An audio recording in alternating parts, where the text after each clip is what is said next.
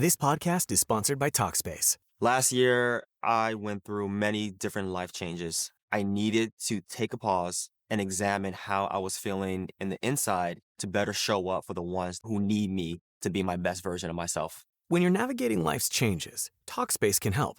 Talkspace is the #1 rated online therapy, bringing you professional support from licensed therapists and psychiatry providers that you can access anytime, anywhere. Living a busy life, navigating a long-distance relationship, becoming a first-step father, Talkspace made all of those journeys possible. I could speak with my therapist in the office. I could speak with my therapist in the comfort of my home. I was never alone.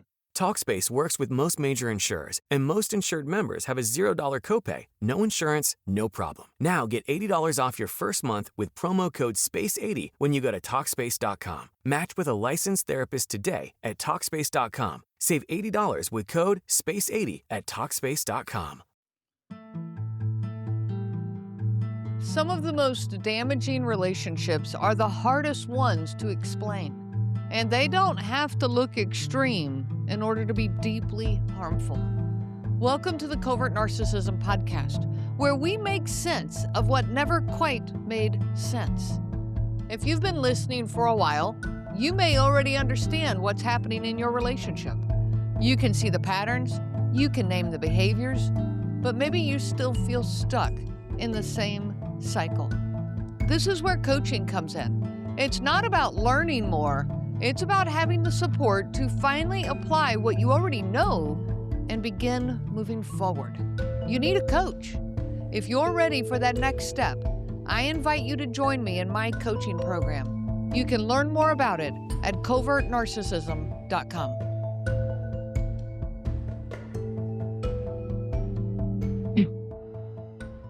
Covert narcissism does something to your mind that is extremely hard to explain.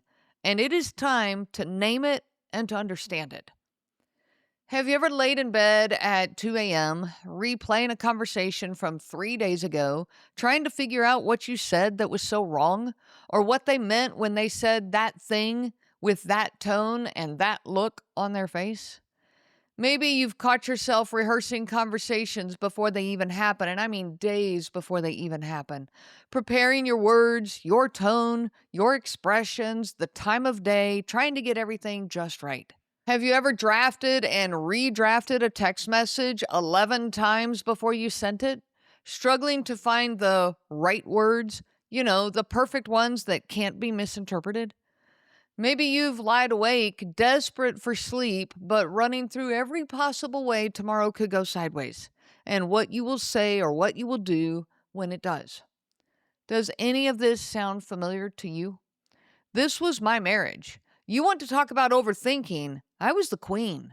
I would overthink any and every situation, even things that weren't situations, because I knew they could easily become one.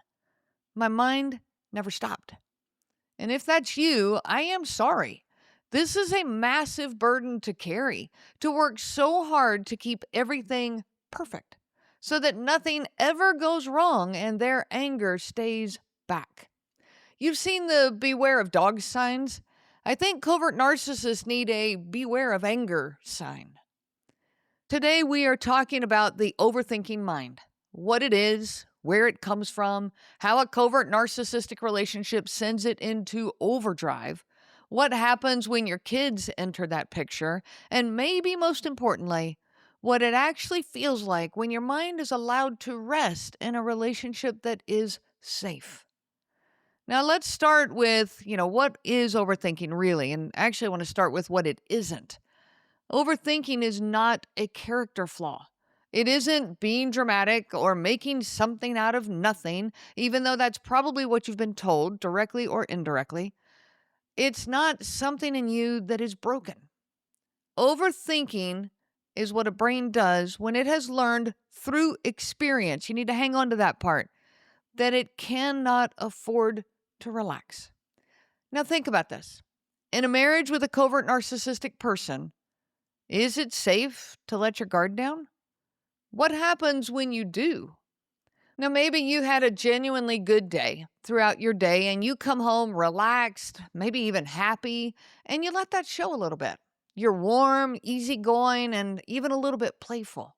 And maybe they even match your spirit some. And so your guard drops. You become spontaneous and maybe even a little, free-spirited. And without thought, you mention something that's been on your mind lately. Nothing big or dramatic, just something that you want to share. But the atmosphere instantly shifts. And you know immediately that you shouldn't have said it. You get a look, a withdrawal, a comment that lands just a little bit sideways. Not an attack, but not quite okay either. And you now know that the whole evening is shot. This is just enough to remind you that the good moment wasn't a guarantee of anything. Or maybe you let your guard down in a different way. You stopped monitoring as closely for a few days. Things seemed to have been okay, so you started to trust it. You took things at face value. You trusted that what was being said was what was meant. Then one tiny misstep by you, and your world explodes. You asked them to take the trash out, or you decided to wait to wash the car, or you made a plan with a friend of yours on the weekend. Their reaction knocks you totally off kilter. Now you have a sudden pit in your stomach and a desperate scramble to recalibrate. Your nervous system files this away as, note to self, don't ever stop monitoring and guarding. Your brain notices. It always notices. And it draws a very reasonable conclusion. Relaxing is not safe here. Staying alert is what keeps things from going wrong.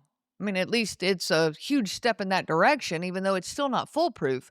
Anticipating problems from every possible angle and fixing them before they happen, it's just what you do all the time.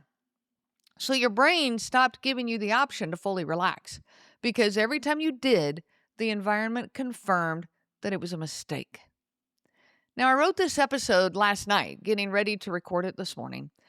And I woke up this morning with that alligator on my mind. And maybe you know the one I'm talking about, the one that I kayaked over. And if you missed that episode, search alligator in my podcast, because it is a powerful one.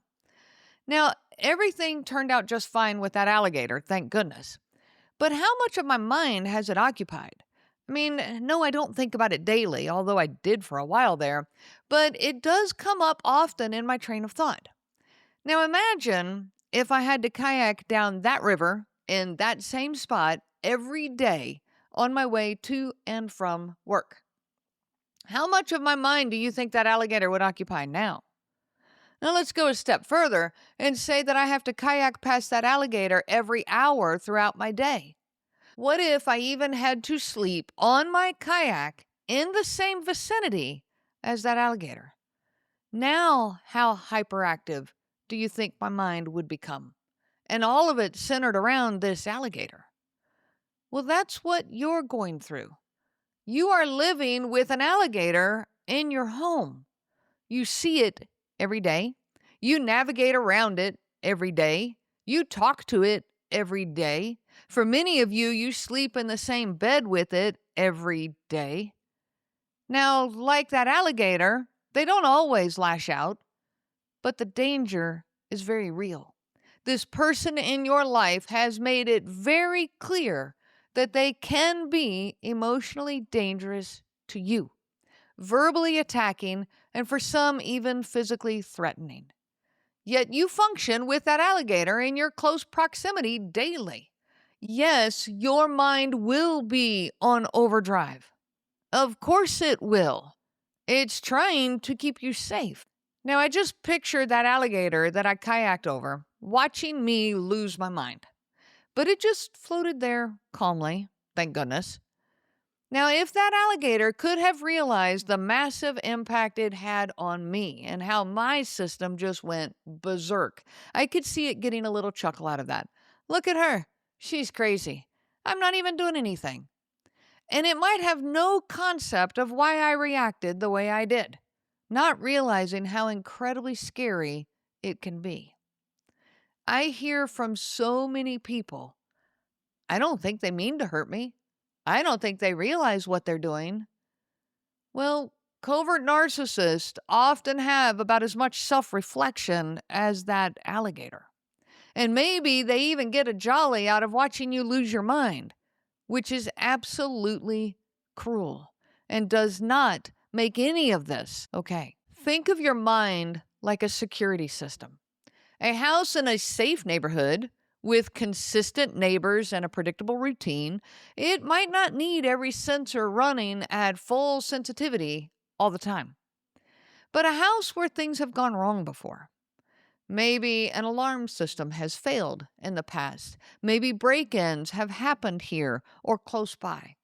Well, that house, their system, now needs to stay on high alert all the time. Every sound gets investigated. Every shadow gets a second look. Not because the system is broken. The alarm system is not the problem. It's because it's trying to protect the house from something that has actually happened before. That's what overthinking is. It's your brain that has learned through real experience that missing a cue, misreading a mood, not doing things perfect, being caught off guard has cost you, and sometimes dearly. These are things that have actually happened in your relationship. You aren't talking about hypotheticals here. So your mind has stopped waiting to be caught off guard, and it started scanning constantly. Replaying conversations to catch what it might have missed the first time, rehearsing future conversations to prepare for every possible reaction, running worst-case scenarios so that if the worst case happens, at least you're not blindsided. This is your brain trying to keep you safe. It is exhausting, but it never clocks out. Now, if you came into this relationship already carrying some of that hypervigilance from your childhood, and I know many of us did, a covert narcissistic relationship doesn't soothe this. It confirms it, and it magnifies it. And that is a huge difference between a covert narcissistic relationship and a safe, healthy relationship. And we're going to talk about that more near the end of this episode. But I want you to understand that in a safe, healthy relationship, that overthinking that carries from your childhood, it starts to heal. But in a covert narcissistic relationship, no, it magnifies. It tells your nervous system you were right to stay on guard and you better keep it up. You see, in a healthy relationship, even when there's conflict, there's a thread of consistency running underneath it. You might disagree, you might even argue, but underneath that, you genuinely know who this person is. Their reactions make sense. Cause and effect line up. Even though the struggles are there, trust builds. In a covert narcissistic relationship, that thread is missing. Or maybe it's there one day and gone the next, but there's no consistency. The same comment that gets a warm laugh on Tuesday might get a cold silence on Thursday. The same request that's met with, of course, no problem, one week, might be met with a sigh and you're always asking me for things the next week. You're not imagining that inconsistency. It's real. In your mind, the same mind that learned to read a room as a kid goes to work trying to find the pattern. Because if it can just find the pattern, it can predict what's coming. And if it can predict what's coming, maybe it can prevent the bad outcome. So you start running the analysis constantly. What did I say right before they got that look on their face? Was it the tone I used, or the timing, or the topic itself?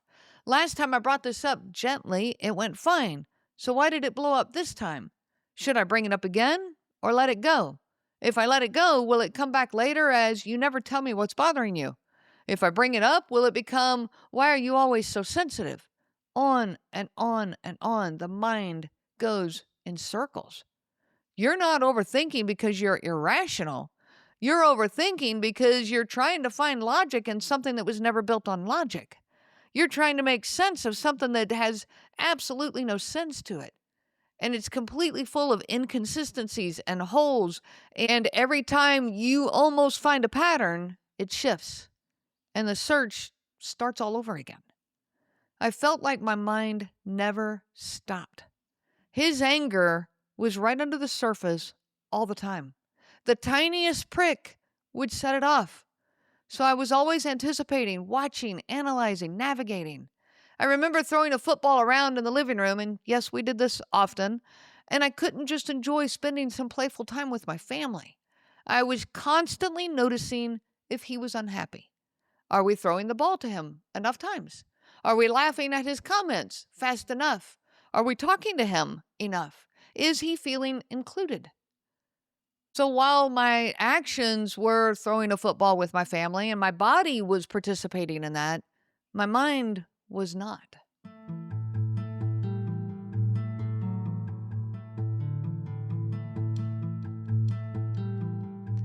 I remember being at social functions and being completely consumed with making sure he had a good time. Not because I cared about my husband and enjoyed watching him be happy. Now, mind you, that would have been a good reason. That is how things were in the early days of our marriage, and it would be a great way for a marriage to continue and grow. But now, it was out of fear of how the evening would go if he didn't have a good time. It was no longer out of love, it was out of dread. If this sounds familiar to you and you can relate to what I'm talking about, I want you to really hear this. The fact that your mind works this hard is not evidence that something is wrong with you. It's evidence of how hard your mind has had to work to survive in an environment that keeps you feeling unsafe and vulnerable. Now, if you have children in this dynamic, this overthinking hits superhuman levels. It doesn't just intensify, it changes shape entirely. Because up until this point, a lot of your mental energy has gone toward managing things for yourself, anticipating reactions, smoothing things over, protecting your own peace as best you can. But once you have kids that come into this household now, you're not just watching for what might happen to you anymore. You're watching what might happen to them. You know, it's one thing to walk through the woods and not touch any poison ivy. And I'm crazy allergic to poison ivy, and it's on my brain here lately, kind of like the alligator was for a while.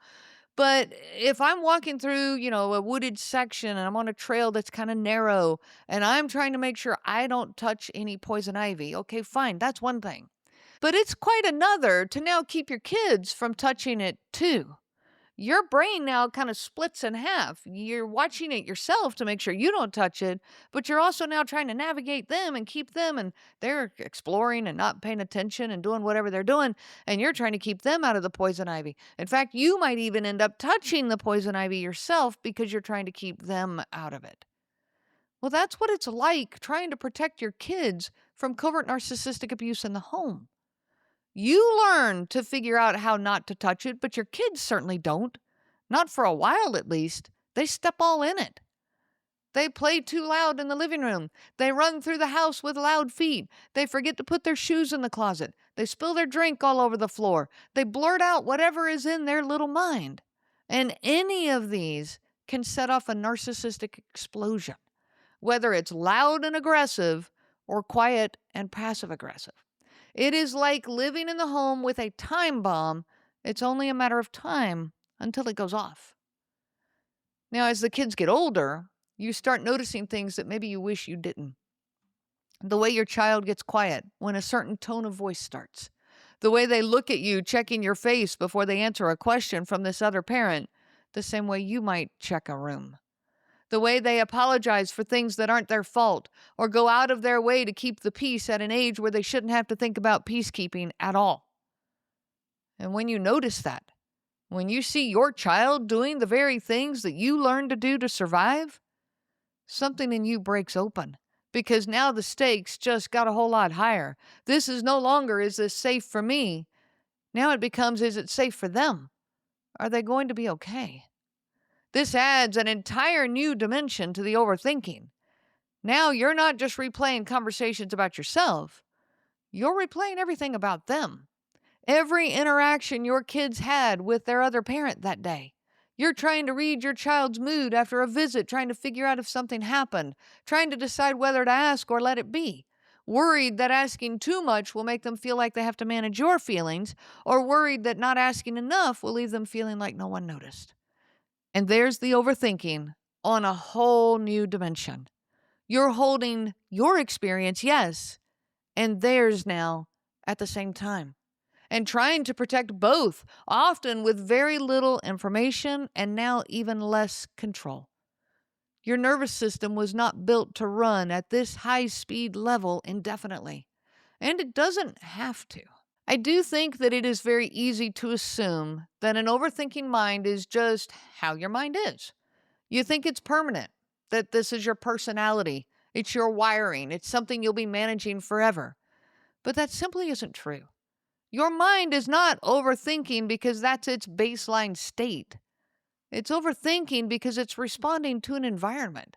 And environments, they can change.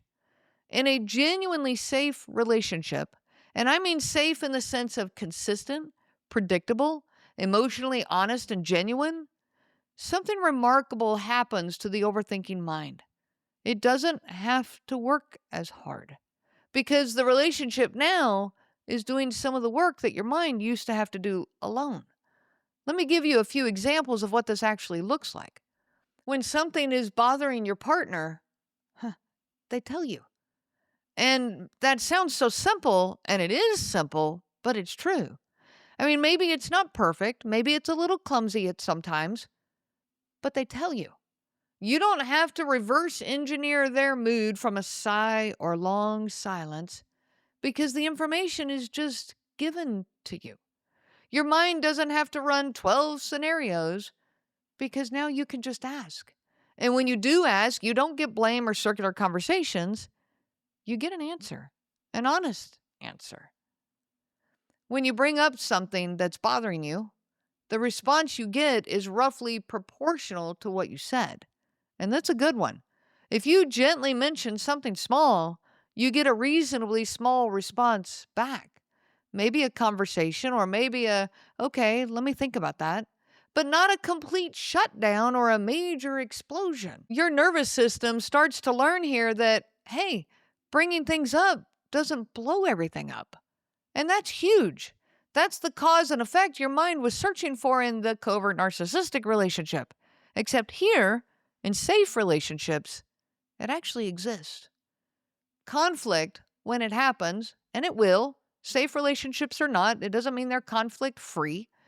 They have a beginning, a middle, and an end. You can have a hard conversation and then afterward actually be okay again. Both of you. You're not left in limbo, replaying it for days, trying to guess whether it's really resolved or just suspended until the next blow-up. Things get resolved, and it's okay. In every relationship, people do misstep. They say something careless, forget something important, react badly because of a bad day. But in a safe relationship, repair is simple.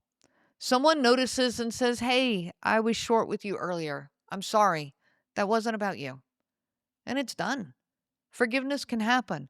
The moment closes. Your mind doesn't have to keep a file open on it because the file gets closed for you by the other person, often without you even asking for it. Now compare that to having to do all the relational repair work yourself every time. Bringing things up, smoothing things over, deciding whether something is worth addressing or not, and then often still being left wondering if it actually, got resolved. In a safe relationship, that job is not yours alone anymore. It's shared. And a shared job is a lighter job, and so your mind can start to relax. Now, I want to give you one more scenario. How about when life outside the relationship gets stressful? Work, money, extended family, the ordinary chaos of life? A safe relationship itself becomes a place where the stress gets smaller, not bigger. You come home and your nervous system can actually exhale because home is not another thing you have to manage. It's not another list on your stressful list. Home is the place where managing gets to stop. But in a covert narcissistic relationship, that is simply not true. That outside stress just gets added on top of the stress that you're already dealing with at home, the one that the relationship itself is already creating. So what does your overthinking does? It compounds. It doesn't settle. The outside stress comes right into the home and just piles on top of the stressor of the relationship. A healthy relationship acts as a buffer, keeping the noise of life out from the middle of your home. Now, if you have never experienced a healthy relationship, you might be sitting there thinking, I can't even imagine that. And I understand that, and that is okay. I hope someday that you do find that, even if it's not an intimate relationship. This can also be experienced in a close friendship or a sibling relationship, someone that is a daily part of your life. And I do want to tell you that these relationships do exist. Your overthinking is something that I think we all need to deal with. We all need to get better and kind of figure out how to work through this. But it is not a problem that needs to be fixed in isolation. It's not something you need to white knuckle your way through with more willpower or fix by reading one more book on how to stop overthinking. Your mind is responding accurately to your environment. So part of the work, whatever this does end up looking like for you or whatever your timeline is going to involve your environment, not just your thoughts. Now, there are some things that will genuinely help, even while everything else might stay the same. One is simply naming what's happening. When you notice yourself in a rumination spiral, even just say this to yourself. This is my mind trying to find a pattern in something unpredictable. Even that can create a tiny bit of space. It doesn't stop the spiral instantly necessarily, but it changes your relationship to it. Now you're not just in it, you're also a little bit watching it. And the more you can watch your own thoughts, the more you can stay in your logical brain and out of your fight or flight response. Another is finding places where your mind can actually be believed. Find those safe relationships. A trusted friend, a therapist, a coach, sometimes it's even just a journal. Somewhere where you can say the thing that you've been turning over in your head, and you can say it out loud or on paper, and you can have it land somewhere instead of just circling inside of you. Rumination thrives in isolation. It loses some of its grip the moment it has somewhere to go. And if you have kids who are showing some of these same patterns, the checking, the people-pleasing, the quietness, the confusion, the pain, please hear me when I say this. Noticing that is not the same as having caused it. And it's not too late to be a safe place for them. Be that safe relationship for them, even amid a dynamic that you cannot fully control. If there's one thing I want you to take away from today, it's this. Your mind is not broken, and it's not too much. It has been working maybe too hard, incredibly hard, for a long time, often without anyone acknowledging just how hard this work has been. The racing thoughts, the replaying, the rehearsing, all of it has been your mind trying to keep you safe in a place where safety wasn't guaranteed. And that's the problem. The problem is the lack of safety, not your response to it. And the goal is not to just force your mind to stop. The goal is for your mind to eventually find itself somewhere that is safe, somewhere that it doesn't have to work that hard anymore, somewhere that safety isn't something you have to create through your hypervigilance, but just that it's there, built into the relationship itself. That might feel far away right now, but it's not out of reach. And you don't have to figure out how to get there all at once today. Just every day, do the next right thing. Until next time, I wish you so much peace on your journey of healing. If you've been listening for a while, you may already understand what's happening in your relationship. You can see the patterns, you can name the behaviors, but maybe you still feel stuck in the same cycle. This is where coaching comes in. It's not about learning more. It's about having the support to finally apply what you already know and begin to move forward. If you're ready for that next step, I invite you to join me in my coaching program. You can learn more about it at covertnarcissism.com. Your story matters, and you deserve to be heard without judgment. Check out my coaching services at my website, again, covertnarcissism.com. And don't forget to subscribe, to thumbs up, to follow, to like this podcast so that you can get more empowering episodes like this one and to help us continue spreading the word so that our community can continue to grow. I wish you so much peace on your journey of healing. The information provided by Renee Swanson, Covert Narcissism Podcast, and CNG Life Coaching is for educational purposes only and is not to be used for diagnosis purposes and not intended to be a substitute for clinical care. Please consult a healthcare provider for guidance specific to your case. This material discusses narcissism in general. Renee shares stories from her personal experience as well as from those she has talked with for several years. Her material does not claim that any specific person has narcissism and should not be used to refer to any specific person as having narcissism. Permission is not granted to link to or repost this material to support any allegation or support a claim that any specific person is a narcissist. That would be an unauthorized misuse of this material and information provided. If you like the show, please take a moment to rate, review, and subscribe. It really does help the show to grow. Thank you for listening.